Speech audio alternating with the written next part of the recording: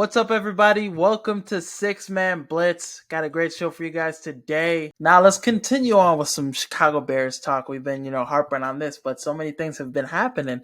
Of lately, we got Deontay Foreman from the Panthers at the running back position, Robert Tunyon at the tight end position, and Andrew Billings at defensive tackle. So, what do you think about those moves, those additions? Man, I think every deal you could argue we got a player that has a very high ceiling, but it's maybe valued probably low for where their ceiling is. So we've got great deals on every single one of those players you've mentioned, which I'm happy about. Short-term deals, prove-it deals.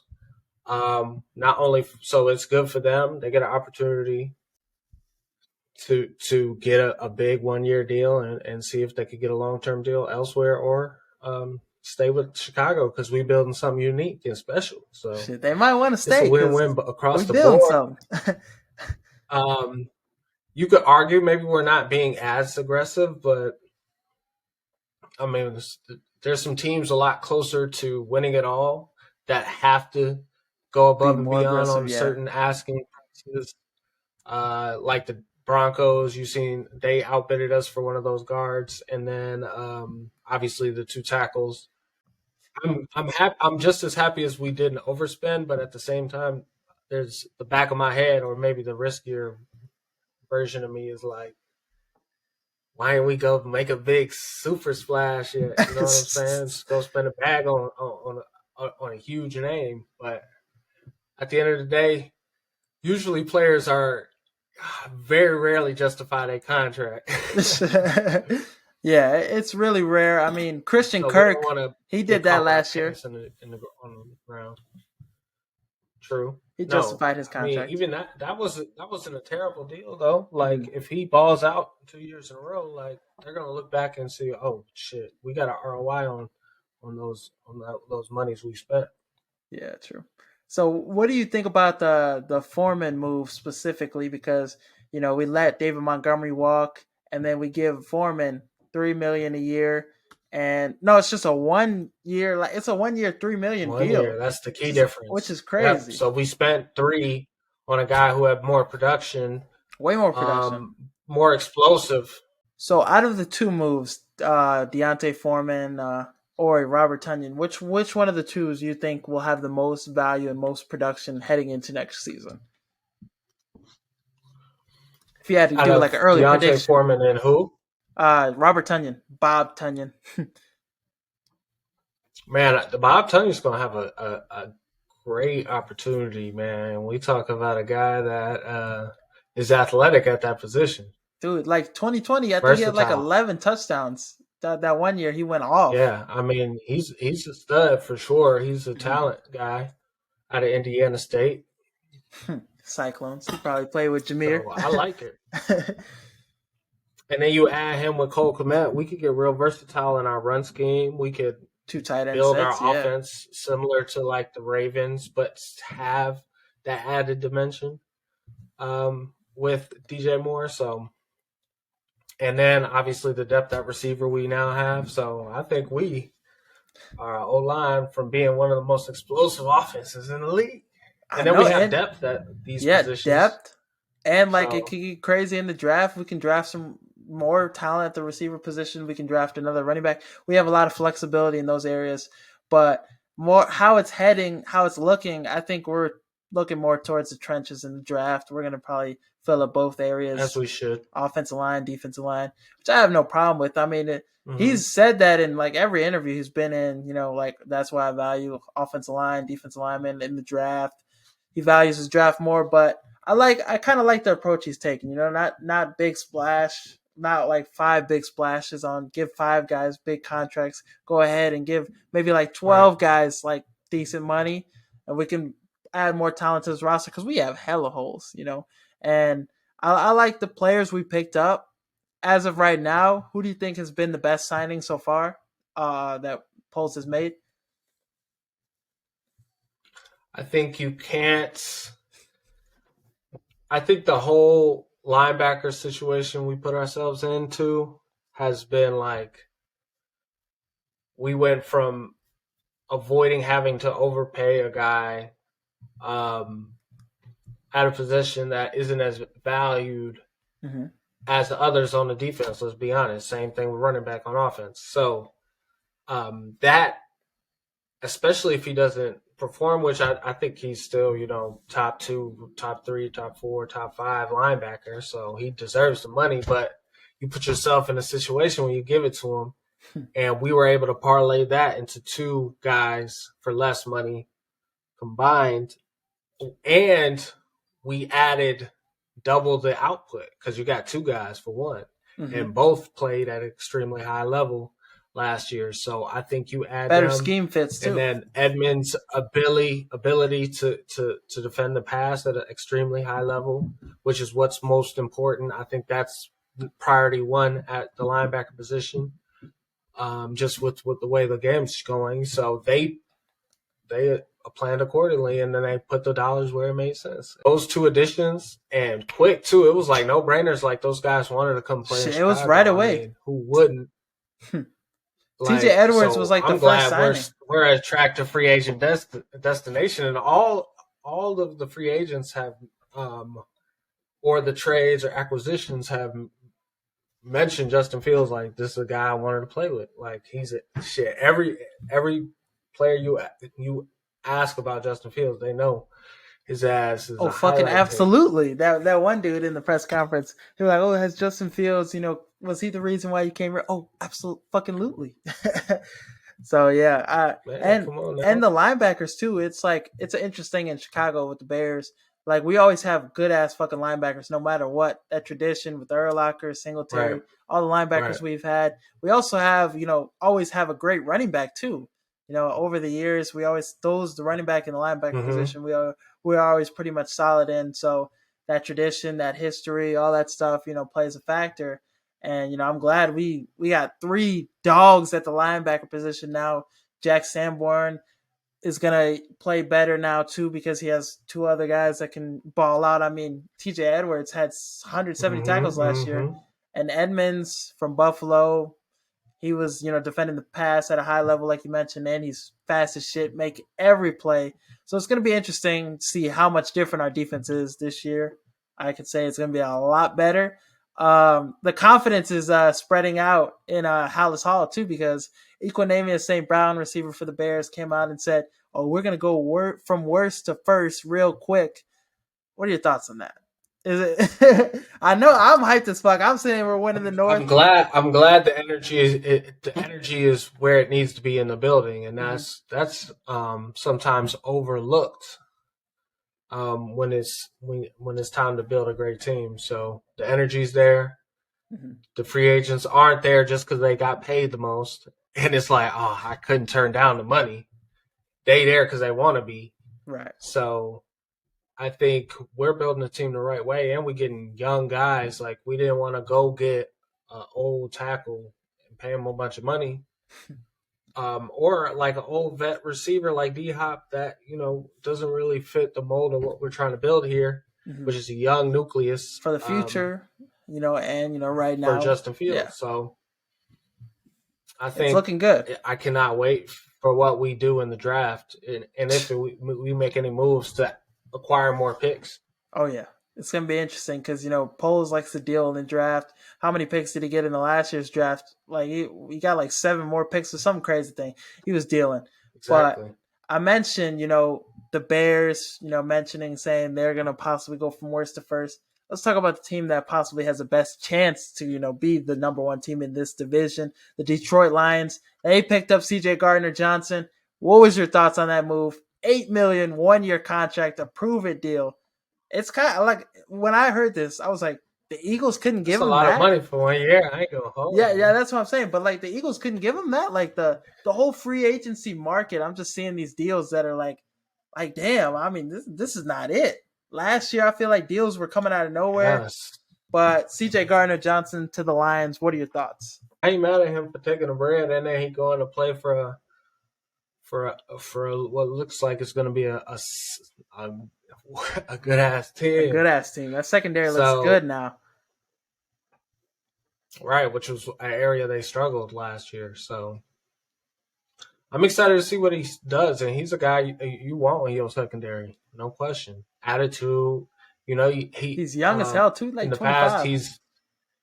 he gets in his own head, but or like does things that you just shake your head at. But I mean, ball hawk and is talented, so I signed him up, and that's dangerous. I mean, we gotta consider how good Detroit is going to be in this division when we talk about the Bears in context. Like they gonna be a motherfucker. It They're looks gonna be like the good as shit. Vikings are kind of in that low.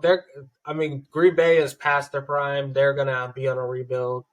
The Vikings are at that point where it's like we got this talent, this group, and guys are getting old. We just Mm-hmm. let go two of them.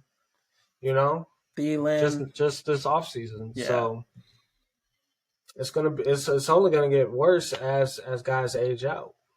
Yeah, and Detroit, man. I mean, David So Montgomery, us in they Detroit, made some it's gonna moves. be it's gonna be a grind, Oh yeah, I and I mean, think they're They we can't sit here and act like they're not better than us yeah, um, at this point it's tough. I mean, and because they beat remember us twice last year, it used to and be the Bears. Every time we saw the Lions, oh yeah, we kicking their ass. We beating them. Thanksgiving Day, we're right, beating right. them. Now those Lions Bears games are going to be a little more. A little more. You're going to be a little more nervous for those games because that Lions team, how they stack up last year, the momentum building onto this year. I think Dan Campbell is doing a really good job down there, and everybody's taking notice. People, I mean, they might shock some people, go to the playoffs and make a further push. I mean, I'm not gonna say they're gonna make it to the Super Bowl or nothing like that, but this is a team to keep your eye on if they keep making moves like this. Because you got to think they have the 6th pick in the draft and the 18th pick in the first round, so they have 2 first-rounder picks. They can get more talent this draft in the first round. There's hella people in there that can get. They can get in Jigba. They can get Tyree Wilson with the 6th pick. Who knows what they're going to be able to do? And those are some cornerstone pieces they can add to this young team Or already. get a quarterback. They could do that. I mean, Jared Goff. I don't know. What would you do? Would you get a quarterback if you're the Lions?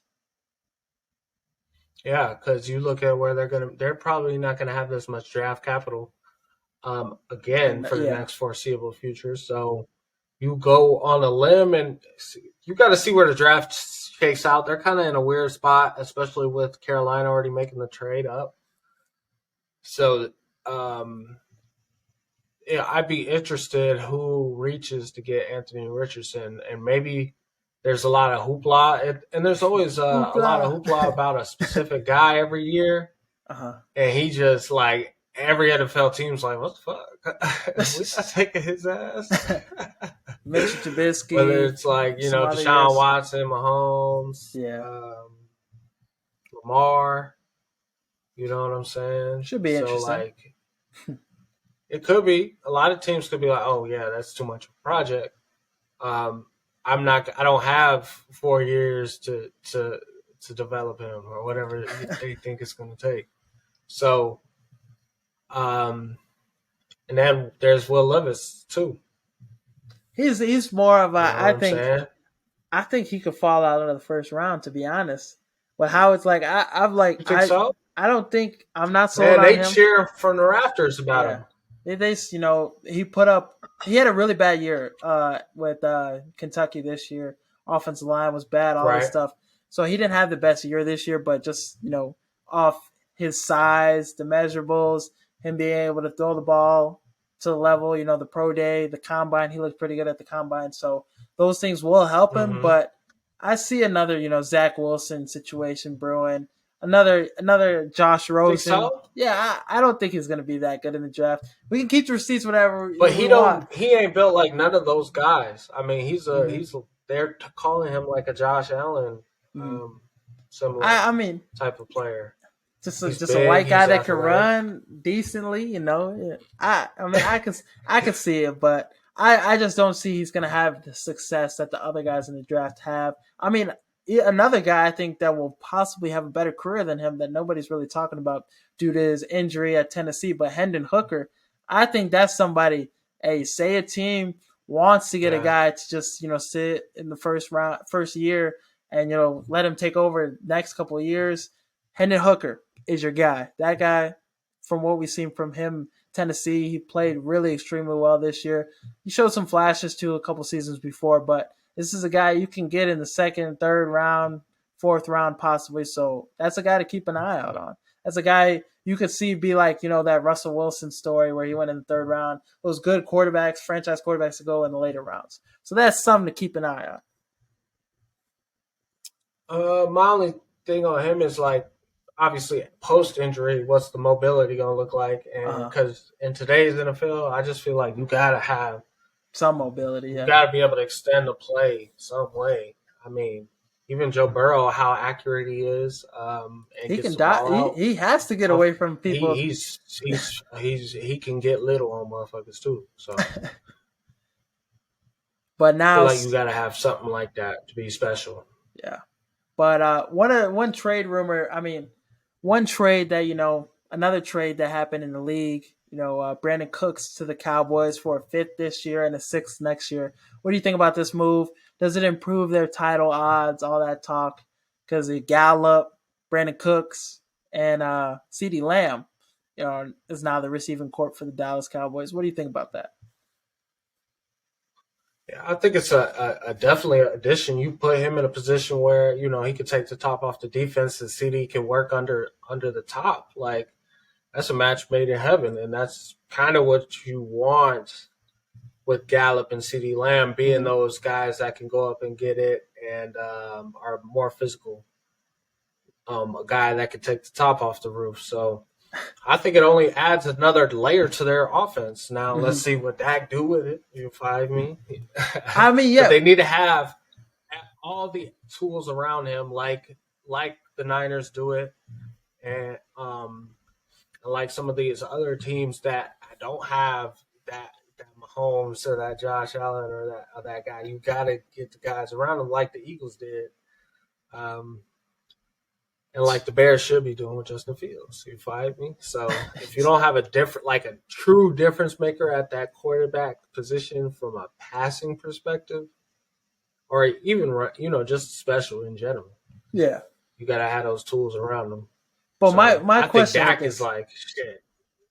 He's only getting to more of the middle of the pack. Yeah, there's so many good quarterbacks coming in the league now. He's top 15. I think some people had him top 10, but I can't see it no more. But no. I think with this Amari, how much different is this Cowboys team from their wide receiver group, the talented group they have now? When they had Amari Cooper, how much different is that? Yeah, I think that core was better than the addition of Brandon Cooks. They still didn't do shit, No, that's a fair point. So I'm not saying that gets them over the hump by no stretch of the imagination. Don't get it twisted. They got Stephon Gilmore too. But I think it's a good move. Like we're just looking at the move, and Stephon was a fantastic move. So they are always going to be a tough out. But it's at the end of the day, the NFL is becoming more and more of mano a mano. Like I gotta go. Mahomes has to go beat Joe Burrow. Yeah. He has to outscore him. And it's not like that with NFC it's too. It's becoming more quarterback versus quarterback league, and they gonna win a bunch of games, and they might win a division. Who knows? Mm-hmm. But once those teams become like neck and neck, and now it's like, oh, the Niners are just as talented. Like we have to see who the quarterback is because both teams got great defenses and both teams got weapons. So. I don't think they beat the Niners. Again, how they match up now. I don't give a fuck who's that quarterback. Sam Darnold is that quarterback. The Niners still beat the Cowboys come playoff time. That's just my personal opinion. But, hey, I'm going to throw out another trade out there for you. A possible landing spot for this player. I made a video about it today. D-Hop. Mm-hmm. What do you think about him going to Cleveland? Because people... him and Deshaun Watson coming and reuniting in Cleveland, things could get scary. And you see these trades, these receivers, these talented players go somewhere, and you don't have to give up that much. Brandon Cooks was 5th in the 6th round. D-Hop, can you see people giving the Cardinals a 2nd or a 3rd at best, maybe a fourth. Like Man. I like him in Cleveland too, because you got, like we always call the dude M'Baku. You got him at tight end. You got Peoples Jones. You got David Bell from Purdue, receiver. He's hopefully he steps up into his own role next year. But D Hop and Amari Cooper at receiver. Deshaun Watson at quarterback. That Browns team is gonna be something special. The AFC North, that's gonna be something special. That Nick division. Chubb. Mm-hmm. I don't think they're keeping Kareem Hunt though. So yeah. Yeah, I think that was already expected, unfortunately. I mean, hey, So Kareem Hunt. Hey, I love that idea, and I think they should make it happen. Yeah, I would love it too.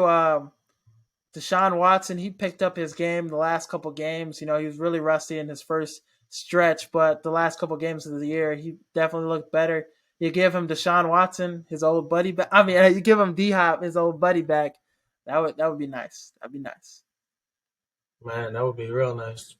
And I mean, yeah, like I mentioned, the trade market's looking a little different, but let's get back to their former team. The Texans. I mean, let's switch over to their former team, the Texans. Laremy Tunsil, this is his second year being the highest paid tackle in the league, and he doesn't have an agent. So what do you make of this situation? He doesn't have an agent, and the second time, his negotiations, he took care of it, and he's the highest paid tackle in the league. I think it's any team that it's hard to say when you're the player, but if you know you're going to stay, like, you're going to make it work with the Texans, and the Texans know that they're not going to, you have the relationship built, like, going in, before even going into contract negotiations, y'all are having conversations like, don't even worry about it, Larry, we got you. Like, all right, cool, appreciate it. Fuck you need an agent for? You don't need no agent at all. Yeah, you don't. I got a good relationship here. My numbers speak for themselves over my last contract. It's time to re-up, and they paid the exact same thing. They just renewed flat. They just paying what they paid last year. They already had that factored into the budget, so that's perfect for them. Mm-hmm. For him, he could just stay in Houston. Taxes are a little bit better. He got to see what this new organization is about, because they're about to get a number one quarterback. Yeah, another quarterback. I mean, D'Amico Ryans is in that, right, and he's building a new foundation there. Right, and they just picked up Dalton Schultz and Devin Singletary. I know you're not high on Dalton Schultz. You must have had him in fantasy or something. You seem like you got some hate against him. I was low. You said, hold on, you putting mustard on my jacket. Mustard on your jacket. Said, I know they picked up Devin Singletary too, and I said he ain't shit. You're talking about Devin Singletary. You must have had Devin Singletary then. Oh, I like the reason I like the pick. That's why I sent it to you. I like the pickup.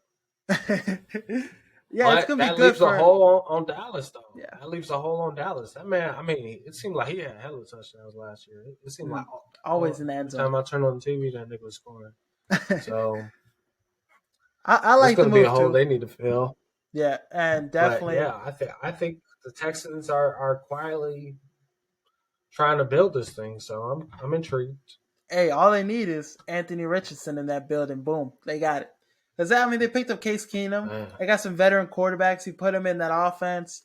And, they're definitely building something special with the defense. They got that receiver from Bama. I think he's still in his recovery from – I don't know. I don't want to put out nothing, but if it's not true, so I'm going to go back to my sources on that one. But they still got some talent, some young talent on this Texans team. And another talented team that's in the process of drafting a quarterback that I wanted to, ask your opinion. Which team will have the most success this year with the rookie quarterback? The Panthers or the Texans? Panthers just got Adam Thielen, and he's saying he chose the Cowboys. He chose the Panthers over the Cowboys and the Broncos because he thinks the Panthers can win a Super Bowl. So which team out of these two, the Texans and the Panthers, will have the most success moving forward this year? Man, so much of that depends on who gets who. Yeah, who gets and who? I think the Panthers, I would have to pick them. I think the DJ Moore trade hurts them, honestly. Mm-hmm. But But Thielen, you get Thielen, which I don't. he's number one That's not a receiver now. 1-for-1 though. Come on, let's come on now. And Miles But Sanders, they got some good you get weapons. Thielen, but if you got Miles Sanders, which I mean, He just won a rock, man. hell, anybody could have ran over 12 for 1,200. Get with that O line shit. Yeah, O-line was nice. So I want to say them because their division's worse and their defense was already pretty good. Mm-hmm. They got young talent on that side. So I'm gonna pick them just because they're gonna get their dibs on who they get because they got the number 1 overall pick. Number one, Appreciate y'all paying for that. DJ Moore. So yeah, I'm gonna go with North Carolina or Carolina. Yes, sir. Tar Heels. Hey, but did you see what Ryan Poles came out and said on an interview or something? He was saying he liked the offer from the Texans. We're gonna have 2 first-round picks, and then I think 3. I think he was talking about multiple first rounders in the coming drafts. That was an offer from the Texans. So, like, what do you think about Pole's decision to go with the DJ Moore, the Carolina Panthers offer now instead of possibly taking that Texans offer? Who do we pick at 2? You know what I'm saying? Yeah, we probably trade down again. Oh, Will Anderson, but you probably trade down again, right?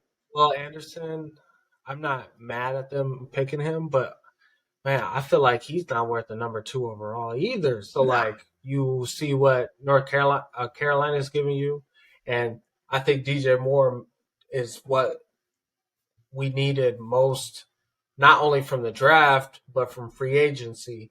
We couldn't miss on getting a true number 1, and that was one of the probably, if you look at his to-do list to address, number 1 receiver was number 1. If not the most important, the most. So we accomplished that, as well as got the draft assets to address everything, not only in this draft but next draft. Mm-hmm. So we checked every box, and I don't think at the end of the day you get proven production that's consistent year over year. I mean, good God, this guy performed every single year with a quarterback carousel. When we play on Monday night, they're going to show his quarterbacks on the carousel with the little animated situation. Yeah. So it's ridiculous. And the production's only been consistent. So I'm excited to see how he blows up, because I think he will, since we got that man, Justin. Dude, DJ Moore was such a huge addition in that trade. I think that's really was like, oh yeah, I got to get DJ Moore. They said it was 3 players. That was it. Yeah, they said it was 3 players he wanted from the Panthers in a trade. They came out and said that. I'm pretty sure it was, DJ Moore, Brian Burns, the third one. I'm not too sure who that was. But I think I was watching my boy Harrison Graham. He was throwing out some suggestions of what it possibly was, possibly J.C. Horn. That secondary would be nasty. You put him in there. Maybe a Jeremy Chin. I mean, we already have the safety additions. We have the safety help. Maybe it was that defensive tackle. Was it the dude from Auburn? Brown. I can't recall his first name. Yeah, that's what I was gonna say. His tackle, the tackle they got over there is special too. Yeah, he's nice. They've hit on a few draft picks. For sure. That GM's doing good. But the last topic for football, NFL. Let's go to college football with this one. Sean Tucker, the running back from Syracuse, puts out his tweets after every game. Oh, I'm thankful. I ran for 300 some yards today. Blah blah blah. His stats and your tweets.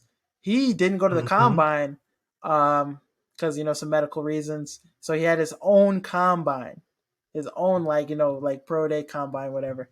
And he was the one keeping track of his results and all that stuff. He did 28 bench press reps, and he ran a 4.33. He posted the results on Twitter. If you're an NFL GM, are you taking his word for this? Are you believing him? He put it on YouTube too. So there's video evidence of this, but what do you think about it? My thing is, he can't go to a pro day either. Yeah, like why you gotta throw your own combine? Yeah, that shit don't make sense. I mean, I get like we're talking about it, so it works. Like he's doing something right for sure. And if you can run a 3-4-3-3, your motherfucker sleeping bench 28, like do it get as much fun as you can. I ain't mad at you. I So ain't mad either. those are my two thoughts that come to mind. So hey, if the pro day backs it up, we ain't even having this conversation. We need to have him on the draft board. His film looked good too. He had a lot of really good games running the ball. He's very successful. Man, he was their best player offensively. Mm-hmm. I was mad in some of those games where they were trying to pull an upset. They didn't go to him more. Against Clemson, but against outside some of of those that, teams, talent is there. He contributes in the pass game. Oh yeah. But let's head over to some NBA talk now. John Morant, Ja Wick, he's coming back on Wednesday. His 8-game suspension is up. So, do you think his off the court issues, the stuff that's lingering, outside of basketball, will affect him in his return, or you think him and his Grizzlies team could get back focused on the playoffs? Man, if he was at the strip club after every away game, his ass should bounce back like nothing. I mean, he's a young kid. Yeah. He should be fine. Steven Adams had to keep that meeting too. The third seed. It's crazy. They're like tied for the second seed still. Like, well, Sacramento. They're not missing a beat. So yeah, and they're playing really well. They'll be just fine. Now, when the playoffs come and it's time for the time, I don't think they stand a chance. To be honest, I don't think so. First round exit, bro. They play the Warriors or the Lakers. I think they'll be fine. They'll probably look like right now. Dallas is a 6th seed too, so they're probably gonna have to play Dallas if they're still the 3rd seed. I think Kyrie and Luka take them down for sure. But the Sixers, they're the 2nd seed. They overtook Boston. 8-game winning streak. Joel Embiid is on a tear. How do you feel about this Phillies team now? Has this 8-game winning streak changed your opinion? And should Joel Embiid be honestly, it has. They look good. They look good. But their bread and butter is like Doc Rivers gonna choke? Yeah, their bread and butter is like, wait, nah, let me stop. But no, their top is shit. These boys could compete with anybody. Yeah, talent wise. So you think they're the biggest threat? But it's just always something with them though. Yeah. Doc, Harden. The biggest threat to who? I think. Are they the biggest threat to the Bucks? No, I like the Celtics to be the biggest threat just because they've done it before. They've actually gone to the championship. And they got the foundation and they got the legacy. So I'm going to have to ride with them for sure. Tatum got it. It's always something with the Sixers, bro. You never know. But, this might be their year. Who knows? They have to, redeem themselves. If Embiid don't win it Embiid and Harden don't do it this year, that Sixers team could look a lot different next year. Who knows? Because, they're going to have to bring some change to it. Tyrese Maxey. I like the big three they got right now. I like some of the players they got off the bench. Melton. This team is definitely different this year. But in terms of the MVP race, what do you think about Embiid and Joker? Where does things stand with that? And even Giannis. Man, I think it should be Giannis. Like he's got the best record in the league, and he's making like the shit he's doing. Come on now, he's averaging 31 and a quarter. He's been special. With the best record in the league, like they're 2.5 games up on Embiid. So but I'm not mad if they pick Embiid. But I'm not. Jokic won it last year. Like, come on now. Yeah, give it Embiid. Give him this year. Last year he had. Right. I think he was leading the league in scoring, wasn't he? A similar thing, but he was playing really good last year. Didn't meet the criteria. And then this year, I think that he's putting everything together. If they keep winning, and possibly who knows, they could catch. But yeah, he's been consistent. So they could catch Milwaukee too. Who Embiid knows? usually has like a lull too. Yeah. You ever notice that? Like, it's hard for him to sustain it. Yeah. Whereas this year, he's been the most consistent year of his career, honestly. Yeah, it's been crazy. So I'm hoping he wins. If Giannis don't, but I think Giannis is shoot. We looking at a top 5 all time player right now. And yeah, I feel like he don't get his just due. And he's only been playing basketball since he was like 15 or something crazy. Like he hasn't been playing basketball that long in comparison to these other hoopers that have been doing it since they were a kid. Or I mean, the number might be even shorter than 15. But let's finish talking about college basketball. March Madness, the biggest time of the year for college hoops, college sports in general, maybe sports in general as a whole. There's been hella upsets. I think my bracket was over as soon as was it Virginia played Furham or whatever, and then was it Fairleigh Dickinson? That team, the Dickinson team, they could have beat FAU. That could have went their way. Real question for you: is March Madness the best playoff in all of the sports? College football playoff, NBA playoffs, Super Bowl, all that stuff. What do you think about that? Man, I wouldn't go that far. It's very definitely exciting as hell. The underdog stories you have. I would say it's one of the most exciting for sure. Okay. And then you get the whole country involved. You get small town stories that are like breathtaking, like the Loyolas of the world, and the Dickinson team too, bro. They're all D2 players. I think they just moved into Division 1, so I was following up with their stories. So yeah, there are some really good stories in this. Not too long ago, I forget. And you see in a lot of the blue bloods not be able to Kentucky be as dominant, and NIL has a lot to do with that, but it's been entertaining for sure, and I think NIL is only making it more entertaining because like the resources are starting to get spread a little bit more evenly, not as evenly as they should, but like better than the past. So this has been fantastic. I'll just be watching it, and it's like entertaining to watch during work or just it's on all day too, no? Exactly. So that especially the first 2 rounds, so you can't beat that from entertainment wise. Okay. Now I'm not gonna put it up there with the Super Bowl, World Cup, fight or the finals, NBA finals, but yeah, it's up there with the World Cup for sure.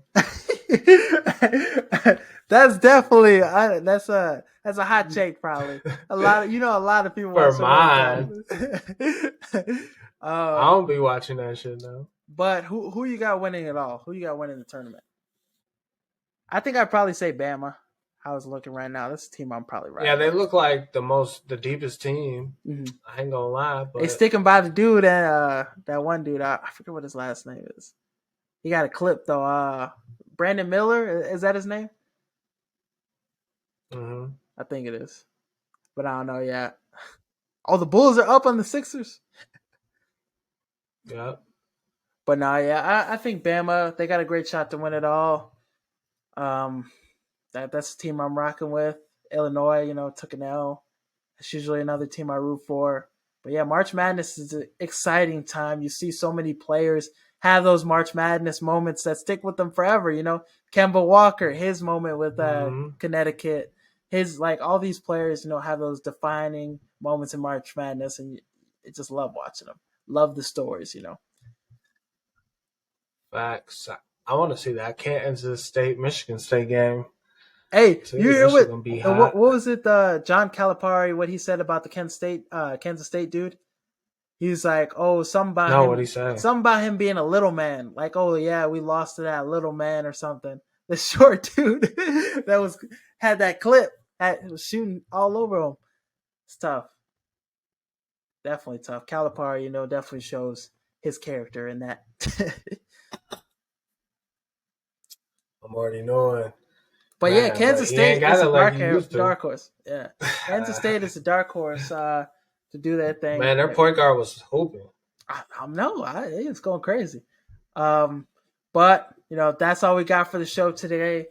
Thank you for watching. Thank you for listening. Thank you for tuning in, following our content. Hey, you're always going to be updated. Something crazy happens, we give you a video about it. We drop episodes. We cover all the stuff you care about. Football, basketball, college, March Madness, everything that's going on. We're talking about it. So stay tuned. Episode will be dropping tomorrow or Thursday, depending on my work schedule. No, just like it should be dropping tomorrow. Stay tuned. Depending on my Wi-Fi strength. Keep following up with our content. We're going to be posting every day. YouTube stuff, TikTok, the YouTube shorts, all that stuff. Keep staying tuned with us. And, thank you again. Watching and listening. As always, peace.